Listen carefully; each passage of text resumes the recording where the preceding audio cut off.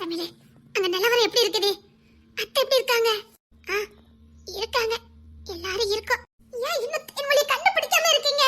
கண்டுபிடினா யாரு கடத்துனா வச்சா இல்ல இவ காணாம போயிட்டாளா? சரி, கடத்துனவங்களால போன போட்டு நாங்க தான் கடத்திருக்கோம், இவ டிமாண்ட் தாங்கன்னு கேட்பாங்கன்னு பார்த்தா எதுவுமே இல்லையே.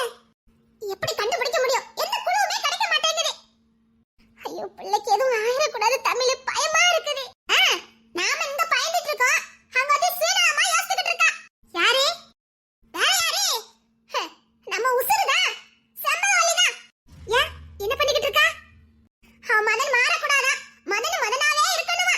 இதெல்லாம் பண்ணாதீங்க, அவ கிடைச்சிருவானே அட்வைஸ் பண்ணிக்கிட்டு இருக்கா. அவளுக்கு கொஞ்சம் போனை போடு, இரு கான்ஃபரன்ஸ்ல போடுறேன். நைட்டு போனவங்க இன்னும் வீடு திரும்பல. ஐயோ, என்ன நடக்குது ஒண்ணுமே புரியலையே.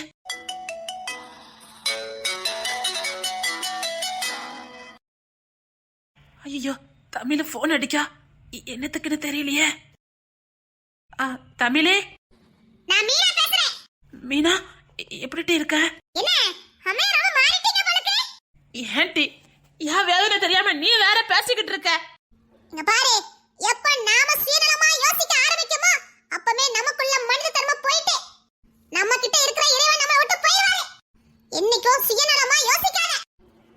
ஊரா விட்டு பிள்ளைய ஊட்டி வளர்த்தா தான் புள்ள தானா வளர்ந்து சும்மா சொல்லல. நாம எதை விதைக்கிறோமோ அதை தான் அறுக்க முடியும். நீ பயப்படுற அவளை காப்பாத்த போனா மதன் மாறிடுவான்னு. நாளைக்கு ஓம்பளைக்கு ஏதாவது ஒண்ணுனா இதே மாதிரி மத்தவங்க யோசிச்சா ஓ நிலைமை என்னத்துக்காகும்?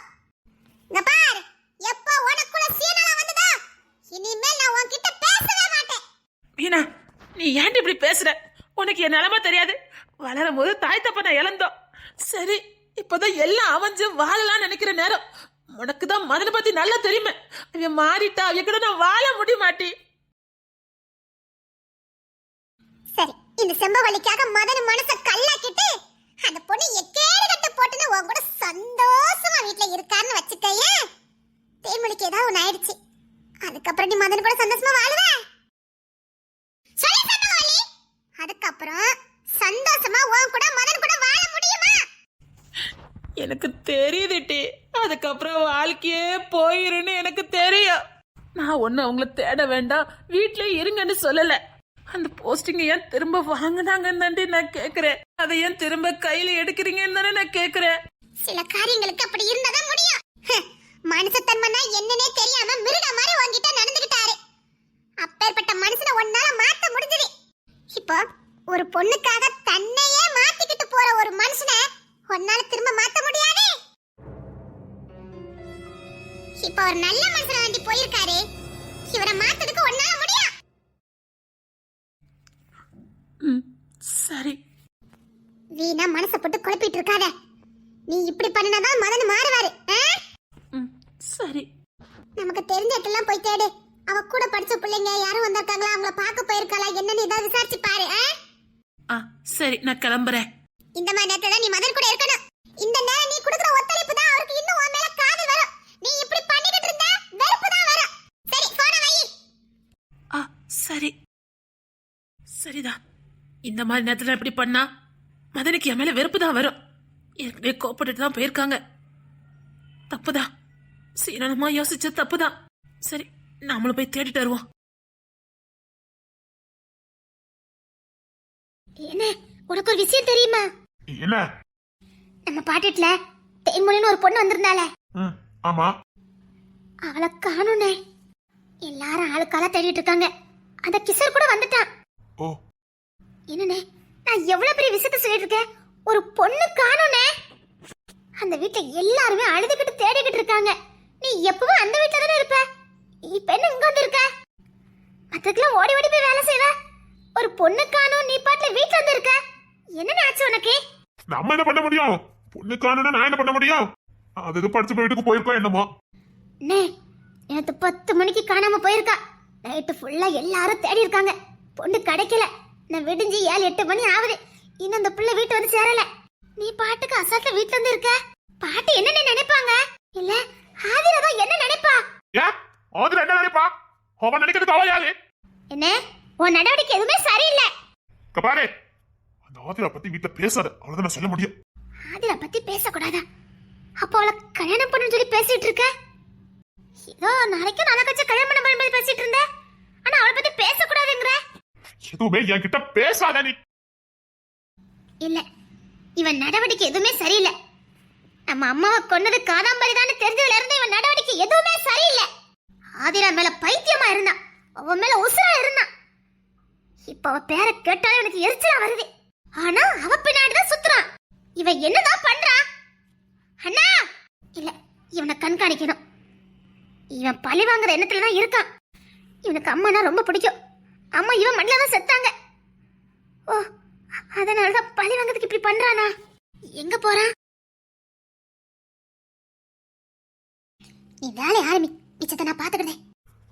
என்னால நிம்மதியை தூங்க கூட முடியல, தண்ணி கூட குடிக்க முடியல. என் உடம்புலாம் பத்திக்கிட்டு எரியுது. சரி, வருத்தப்படாத, அத நான் இருக்கேன்ல. நீ ஆக வேண்டிய வேலையை மட்டும் பாரு. ஆக வேண்டிய வேலையை நான் பாக்குறேன். நான் சொன்னதை நீ மறந்துடக்கூடாது. இல்ல இல்ல, அதெல்லாம் நான் மறக்கல. இப்ப அந்த குடும்பமே தேய்மொழி காணு பதட்டத்துல இருக்குது. அதான் இப்ப என்னால எதுவும் பண்ண முடியல. இல்ல இந்நேரத்துக்கு எனக்கு பைத்தியமே பிடிச்சிடும் போல இருக்குது. நான் ஏன் தாரியாவை பார்த்து கருக்க பிடிச்ச மாதிரி இருக்குது. வாழவா பிடிக்கல. நீ வாழக்கூடாது, நீ வாழணும்.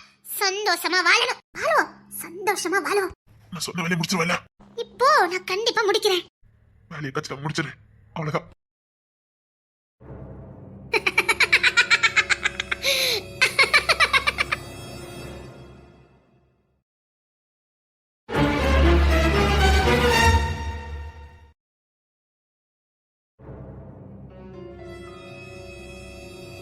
அண்ணே, என்ன உனக்கு ஆதிரவை பிடிக்கலனா விட்டு விலகிரு. அதை விட்டுட்டு அவளை பழி வாங்குறேன், அவளை ஏதாவது பண்றேன்னு ஏதாவது நீ பண்ணுன, எந்த சாபம் வேணாலும் இருக்கலாம்.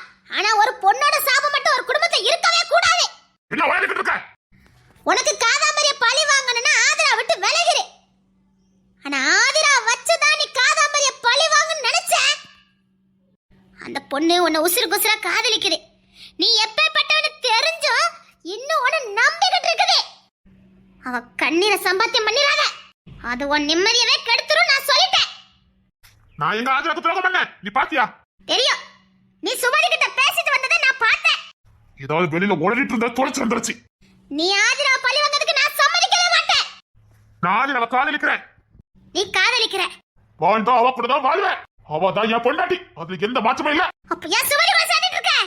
அது வேற இது வேற. எதையாவது வெளியில ஓடிட்டு இருந்த பார், இருக்க இஷ்டம் தான். இது இல்ல உன் பூசைக்கு பக்கம் போயிரு. மரியாதை வீட்டு இருக்காது. போறேன்னு போறேன். பழி உணர்ச்சி உன் பாசத்தை மறைக்கல. நீ ரொம்ப கஷ்டப்பட போற. ஆதிராவை தண்டிச்சிடாதன்னு அவ்வளவுதான் சொல்ல முடியும். நான் என் பூசை வீட்டுக்கு போறேன். தாய் இல்லாத உனக்கு சரி ஏதோ நம்ம கையால ஏதாவது ஆக்கி போடலாமேன்னு தான் வந்தேன். பூசை வீட்டை விட்டுட்டு நான் வந்த வாய்க்குசை 2 வாய் சாப்பிடுவானேன்னு தான் வந்தேன். நீ சாப்பிடவும் இல்ல, நீ நிம்மதியாவும் இல்ல, நீ மனுஷனாவும் இல்ல.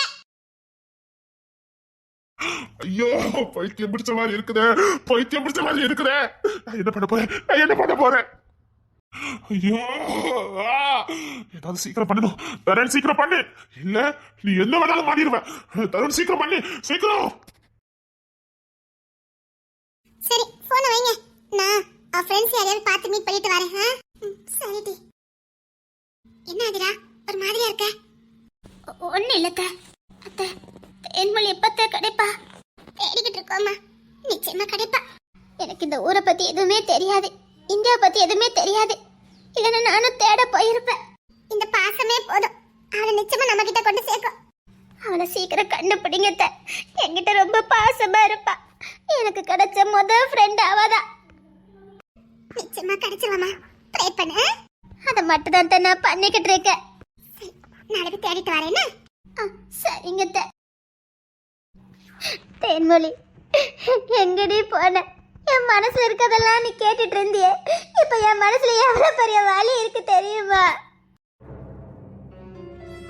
இந்த வழியெல்லாம் உன்கிட்ட சொல்லணும் போல இருக்கு. என் பாரத்தெல்லாம் உன்கிட்ட இறக்கி வைக்கணும் போல இருக்கு. அது நீ இல்லையே. நான் இதை யாருக்கு தெரியும் சொல்லுவேன்? எனக்கு யாருமே இல்ல. சீக்கிரம் வாடி. எங்கடி போன? தாயும் இல்லை என்று உள்ளம் நேற்று ஏங்கினே நீ தேனா உப்பு கல்லு தண்ணீருக்கு ஏக்கப்பட்டது ஒத்த சொல்லு புத்திக்குள்ள மாட்டிக்கிட்டது.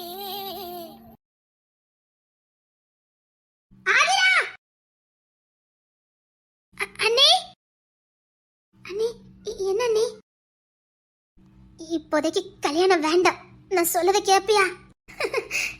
ஏன் அண்ணே, நீங்க தானே நான் உங்க வீட்டுக்கு மருமகளா வரணும்னு ஆசைப்பட்டீங்க. ஆமா, நான் தான் நீ என் வீட்டுக்கு மருமகளா வரணும்னு ஆசைப்பட்டேன்.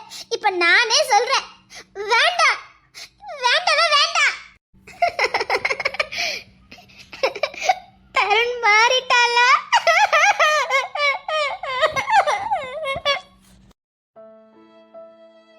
அட பாதவத்தி, எல்லாம் தெரிஞ்சு மணி அவன் பின்னாடி சுத்திட்டு இருக்க. அவனை எனக்கு ரொம்ப பிடிக்கும் அண்ணி.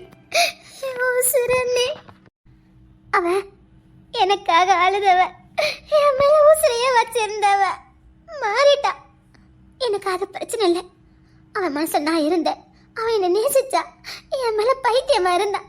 அந்த நாள் போதும், நான் வாழ்ந்திருக்கேன்ல, அது போதும் அண்ணி. இப்ப அவன் மாறிட்டங்கிறதுக்காக நான் அவனை விட்டுட்டு போக முடியாது. நான் அவனை விட்டுட்டு போக மாட்டேன். எனக்கு தருண் வேணும் அண்ணி. நீ என்ன முட்டாளாடி இல்ல தெரியாம தான் கேக்குறேன். நீ என்ன முட்டாளா? பாசம் அண்ணி, அந்த பாசம் எனக்கு இது வரைக்கும் கிடைச்சது இல்ல. அவன் கொடுத்தா, என் மேல பைத்தியமா இருந்தா, அது போல எனக்கு. இங்க பாரு, கல்யாணங்கிறது சும்மா ஒரு நாள் 2 நாள் வாழ்றது இல்ல. காலம் பூரா அவன் கூட நீ வாழணும். அவன் மனுஷனாவே இல்ல, அவன் மாறிட்டான். அம்மாவை கொன்னவங்கள பழி வாங்குறதுக்காக உன்னை ஏதோ பகரக்காயா பயன்படுத்துறான்னு மட்டும் எனக்கு தெரிஞ்சு போச்சு. இப்ப கூட அந்த சுமதி கிட்ட பேசுனதை நான் கண்ணால பார்த்தேன். வேண்டாம், அவனும் சுமதி என்ன பிளான் போட்டிருக்காங்க எதுவுமே எனக்கு தெரியல. வேண்டாடா செல்லம், வேண்டாம். இல்லைன்னா கொஞ்ச நாள் பொறுமையாவது இரு. இப்ப கல்யாணம் வேண்டாம். அவன் எதுக்காக கல்யாணம் பண்ணிக்கிறான்னு எனக்கு தெரியாது. ஆனா அவன் என்ன கல்யாணம் பண்ணிக்கணும், நான் அவனுக்கு மனைவி ஆகணும். வேற எதுவுமே எனக்கு வேண்டாம். உண்மையில நீ பைத்தியம் தாண்டி. ஆமா அண்ணி, தருண் மேல எனக்கு பைத்தியம். ப்ளீஸ் அண்ணி, அவங்கிட்ட காட்டிக்காதீங்க, அவனை விட்டு போகாதீங்க அண்ணி. இன்னும் 2 நாள்ல கல்யாணம்னு சொல்லியிருக்கான். நான் கல்யாணம் பண்ணுவேன். எனக்கு அந்த வீட்டுல நீங்களாவது இருக்கணும் அண்ணி. அங்க இருங்க அண்ணி, போயிடாதீங்க. ஏண்டி இவ்வளவு பாசம் வச்சிருக்க? அவன் உன் பாசத்துக்கு தகுதி இல்லாதவன். மாறுவா, நிச்சயமா மாறுவா. இங்க பாரு, உலகத்திலே மத்தவங்க மாறுவாங்க நினைக்கிறதா இருக்கல பெரிய முட்டாள்தனம். அவங்களாதான் இருப்பாங்க. ஒருத்தங்கள மாத்திரங்கிற நம்பிக்கை மட்டும் நமக்கு வரவே கூடாது. ஜென்ம புத்திய செருப்பால் அடிச்சாலும் மாறாது. அதே மாதிரிதான் அவங்க குணத்துலதான் இருப்பாங்க. எவ்வளவுதான் மாறும் நினைச்சாலும் அவங்க குணம் அவங்க அந்த வழிக்கு தான் கொண்டுட்டு போகும். சொன்னா கேளு, வேண்டாம். மாறட்டாலும் பரவாயில்ல, எனக்கு தருண் வேணும். என்ன நீ போ. இவ இவ்வளவு உசுரா காதலிக்கிறா, அவன் இப்படி பண்ணிக்கிட்டு இருக்கான். இல்ல, அவனை ஏதாவது ஒண்ணு பண்ணிதான் ஆகணும்.